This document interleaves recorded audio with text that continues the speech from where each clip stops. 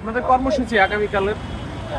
আপনারা জানেন বাংলাদেশ ফুটবলের যে সিন্ডিকেটের আস্থানা, যে কালো ছায়া দীর্ঘদিন ধরে চলে আসছে, সেইটি আজকেও আমরা দেখতে পেয়েছি যখন ফাহমিদুলকে তারা ইতালিতে ফেরত পাঠিয়েছে দলের সাথে অন্তর্ভুক্ত না করে। তাৎক্ষণিকভাবে আমরা বাংলাদেশের ফুটবল কমিউনিটিগুলো এবং ফুটবল ভক্তরা একটি কর্মসূচি আহ্বান করেছি।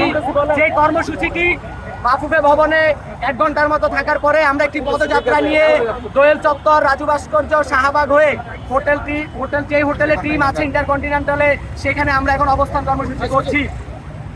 আমরা দাবি জানিয়েছি ফাহমিদুলকে কালকের ভিতরেই দলে অন্তর্ভুক্ত করতে প্রয়োজনীয় পদক্ষেপ নিতে হবে, এটি মিডিয়ায় ঘোষণা করতে হবে এবং কোচ হেভিয়ার ক্যামেরাকে বিস্তারিত বলতে হবে কেন তিনি ফাহমিদুলকে দল থেকে সরালেন, কোন সিন্ডিকেট এখানে, তাকে সব ঘোষণা করতে হবে। তার সাথে আছি এবং বিগত দিনেও আমরা এই সিন্ডিকেট থেকে নতুন কমিটি আসার পরে কেন এই সিন্ডিকেট জবাব চাই। হয়তো আমরা আজকে রাতে কঠোর কর্মসূচি ঘোষণা করব, এটি আমাদের ফেসবুক পেজগুলোর মাধ্যমে আপনারা জেনে যাবেন। আমরা ভক্তরা সোশ্যাল মিডিয়া আজকে গরম করে ফেলেছি, ব্রিং ব্যাক ফাহমিদুল হ্যাশট্যাগ দিয়ে এবং সেভ বাংলাদেশ ফুটবল হ্যাশট্যাগ।